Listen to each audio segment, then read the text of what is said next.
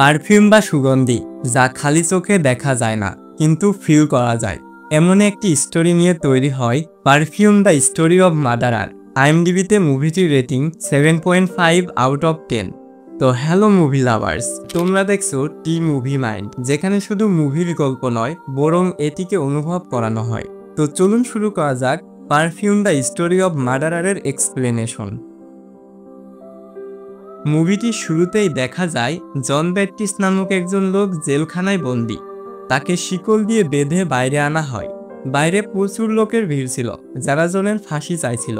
তখন রায় শোনানো হয় এবং জনের মৃত্যুদণ্ড দেওয়া হয়। তবে তাকে কোনো সাধারণ মৃত্যুদণ্ড দেওয়া হয়নি, বরং মৃত্যুর আগে তার হাত পা ভেঙে ফাঁসি দেওয়া হবে। সবাই এই লাইন শুনে খুশি হয়ে যায়। এরপর আমাদেরকে ফ্ল্যাশব্যাকে নিয়ে যাওয়া হয় 1938 সালের প্যারিস শহরে।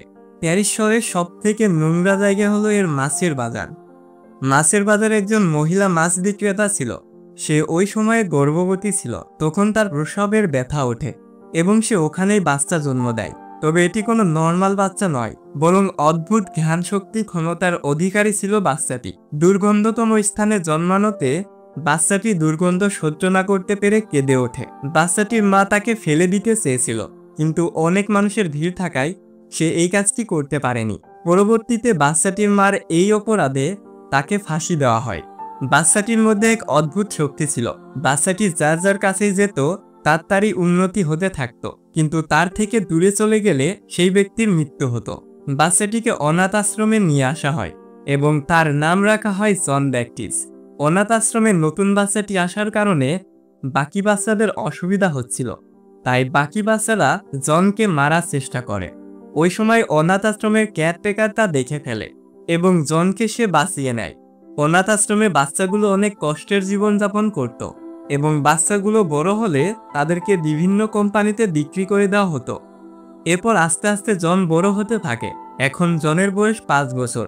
অন্যান্য বাচ্চারা যেখানে খেলাধুলায় ব্যস্ত, তখন জন শুধু তার জ্ঞান শক্তি নিয়েই পড়ে থাকত। তার জ্ঞান শক্তি এতটাই প্রখর ছিল যে তার দিকে কোনো বল ছুঁড়ে মারলে সে সেটিকে না দেখেই ধরে ফেলত।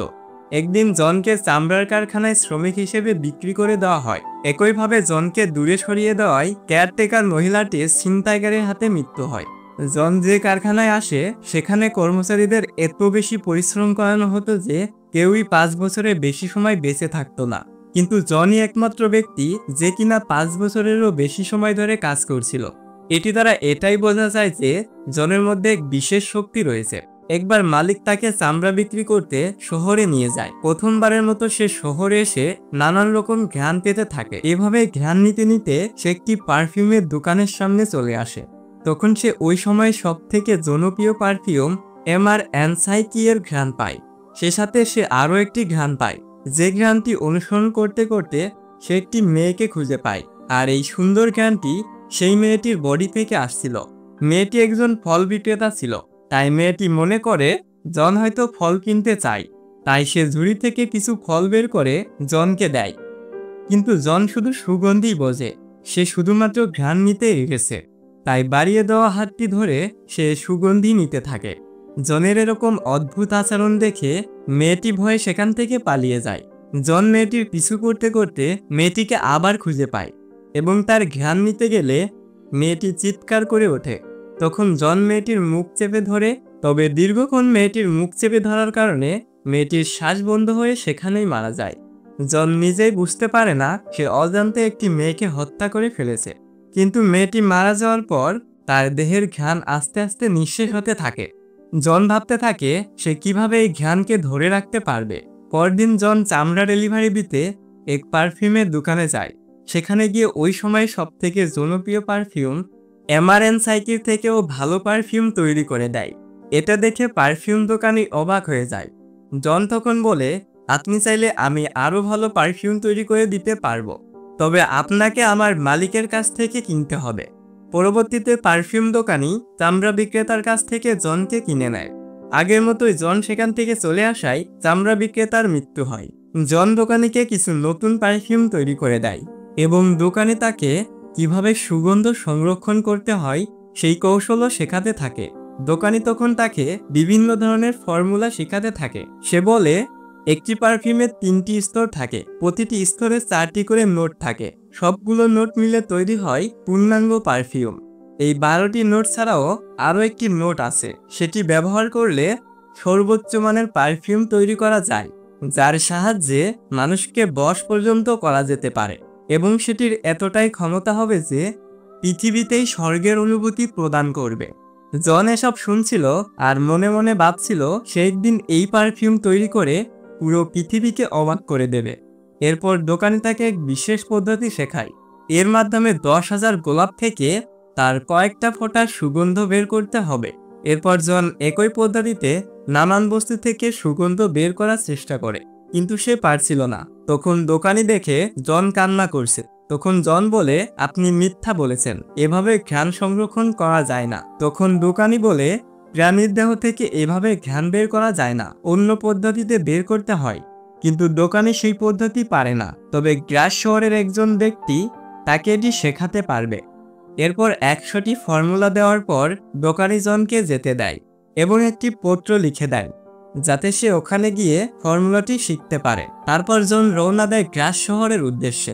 দোকানি 100 ফর্মুলা পেয়ে অনেক খুশি হয়, কিন্তু একইভাবে জন দূরে সরে যাওয়ায় দোকানিরও মৃত্যু ঘটে। জন শহরে যাচ্ছে, যেতে যেতে সে একটি গুহায় আশ্রয় নেয়। তখন সে স্বপ্নে দেখে ফল বিক্রেতা মেয়েটি তার কাছে রয়েছে, কিন্তু মেয়েটি তাকে দেখতে পাচ্ছে না। এরপর জন জেগে ওঠে এবং নিজের শরীরের ঘ্রাণ চেক করে এবং সে সিদ্ধান্ত নেয় সে একদিন পৃথিবীর সবথেকে ক্ষমতাসম্পন্ন পারফিউমটি বানাবে। এরপর গ্রাস শহরে ঢুকতেই সে ওই ঘ্রাণটি আবারও পায়, যা লৌরা নামক একটি মেয়ের শরীর থেকে আসছিল। মেয়েটি গ্রাস শহরের সবথেকে ধনী ব্যক্তির মেয়ে। তখন জন সুগন্ধটি অনুসরণ করতে করতে মেয়েটির বাসা খুঁজে পায়।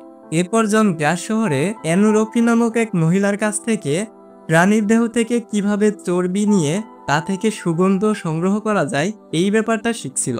এরপর জন সেই সর্বোচ্চ ক্ষমতার পারফিউমটি বানাতে 13 সেটের একটি নোট তৈরি করে।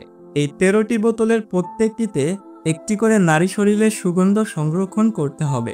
এরপর সে নারীদের হত্যা করতে থাকে এবং তাদের শরীর থেকে সুগন্ধ সংরক্ষণ করতে থাকে। এভাবে সে 12টি মেয়ের শরীর থেকে 12 সেট কমপ্লিট করে ফেলে, আর ওই সমস্ত মেয়েদের লাশ শহরের বিভিন্ন স্থানে পাওয়া যায়। এর ফলে শহরে একটি আতঙ্ক তৈরি হয়। সবাই মনে করে কোনো এক সাইকো কিলার হয়তো মেয়েদেরকে হত্যা করছে। তখন সবাই তার বাসার মেয়েদেরকে কড়া সিকিউরিটিতে রাখে। জন শেষ বোতলটি সেই ধনী বাবার একমাত্র মেয়ে লৌরার শরীর থেকে সংগ্রহ করতে চায়, কিন্তু ধনী লোকটি তার মেয়েকে একটি রুমে লক করে চাবি নিজের কাছে রেখে ঘুমাতে যায়। এক রাতে জন সেখানে যায় এবং চাবি চুরি করে সে মেয়েটির রুমে যায়। পরদিন সকালে ধনী লোকটি দেখে তার মেয়ের লাশ পড়ে আছে। এরপর মারা যাওয়া মেয়েটির বিড়াল ওই রুম থেকে জনের পোশাক খুঁজে পায়। পরবর্তীতে শহরবাসী জনের রুম থেকে 12টি মেয়ের বস্ত্র খুঁজে পায়। এরপর তো সবাই বুঝে যায় যে জনই একমাত্র খুনি যে এই মেয়েগুলোকে খুন করছিল। এরপর জনকে সবাই খুঁজতে থাকে। অপরদিকে জন সেই 13টি সেটের নোট তৈরি করে ফেলেছে। এখন সে পৃথিবীর সবথেকে সুন্দর পারফিউমের মালিক। এরপর আবার মুভির প্রথমে দেখানো হয় যেখানে জনকে ফাঁসির আদেশ দেওয়া হচ্ছিল। 2 দিন পরে জনের ফাঁসি ঘোষণা করা হয়। এরপর 2 দিন পরে জনের ফাঁসি দেওয়ার জন্য শহরের সব মানুষ এক জায়গায় জড়ো হয়। এরপর জনকে নিয়ে আসতে বলা হয়। তখন গার্ডগুলো জনকে নিয়ে আসতে যায়। ওই সময় সুযোগ পেয়ে জন তার বানানো পারফিউমটির মুখ খুলে দেয়। এরপর জনকে ফাঁসির মঞ্চে আনা হয়। জনের গায়ে লেগে থাকা সেই পারফিউমের ঘ্রাণে মুগ্ধ হয়ে জল্লাদ তার নিজের হিতাহিত জ্ঞান হারিয়ে জনকে নির্দোষ বলতে থাকে। এরপর জন তার পারফিউমটিকে সবার সামনে তুলে ধরে। উপস্থিত সবাই সুগন্ধে মুগ্ধ হয়ে পড়ে। সবাই যেন পৃথিবীতেই স্বর্গের সুখ পায়। সবাই ভেদাভেদ ভুলে একে অপরকে জড়িয়ে ধরে। এমনকি লৌরার বাবাও জনের কাছে এসে নিজেকে সঁপে দেয় এবং জনের কাছে ক্ষমা চায়। জন সবার এরকম আচরণ দেখে সে প্রথমবারের মতো ভালোবাসার অনুভূতি পায়। সে চোখ বন্ধ করে সেই ফল বিক্রেতা মেয়েটির কথা মনে করে। সে ভাবতে থাকে তাকে ভালোবাসলে হয়তো সারা জীবন তার ঘ্রাণ অনুভব করা যেত। সে শুধুমাত্র সর্বোচ্চ ক্ষমতার পারফিউমটি তৈরি করতে গিয়ে অনেক নিরপরাধকে হত্যা করে ফেলেছে। এগুলো সে ভেবে ভেবে অনেক কষ্ট পেতে থাকে। জন সেখান থেকে চলে আসে এবং সে এখন এমন একটি ক্ষমতার অধিকারী হয়েছে যা টাকা পয়সা বা সাম্রাজ্যের চেয়েও অনেক শক্তিশালী।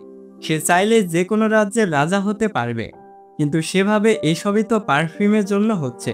পারফিউমের মোহে পড়ে সবাই তাকে ভালোবাসছে, কিন্তু এই মোহ কেটে গেলেই তো সবাই তাকে ঘৃণা করবে। তাই সে এইরকম ভালোবাসা দিয়ে কি করবে? সে নিজেকে অনেক তুচ্ছ মনে করতে থাকে। সে যে লক্ষ্য নিয়ে কাজ করছিল তা নিতান্তই অপ্রয়োজনীয়। এখন তার জীবনে আর কোনো আশা নেই। সে অনেক বড় ভুল করে ফেলেছে। এসব ভাবতে ভাবতে সেই দুর্গন্ধময় মাছের বাজারে এসে পৌঁছায়। সেখানে এসে সে সমস্ত পারফিউম নিজের মাথায় ঢেলে দেয়।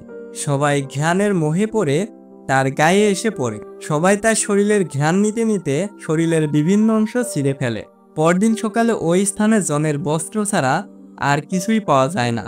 এভাবে পৃথিবীর সর্বোচ্চ ঘ্রাণ নেয়ার অধিকারীর জীবন শেষ হয়, আর সেই বোতলের শেষ ফোঁটাটিও সেখানে পড়ে সুগন্ধ নিঃশেষ হয়ে যায়। এভাবেই এই মুভিটি শেষ হয়। তো এটি ছিল আজকের ভিডিও। সবাইকে অসংখ্য ধন্যবাদ যে আপনারা সম্পূর্ণ ভিডিওটি জুড়ে আমার সঙ্গেই ছিলেন। যদি ভিডিওটা একটু কাজের মনে হয়ে থাকে তাহলে অবশ্যই লাইক করতে পারেন, এবং চ্যানেলে আপনি নতুন দর্শক হলে চ্যানেলটিকে সাবস্ক্রাইব করতে পারেন। সম্পূর্ণ ভিডিওটা দেখার জন্য অসংখ্য ধন্যবাদ। Thanks for watching.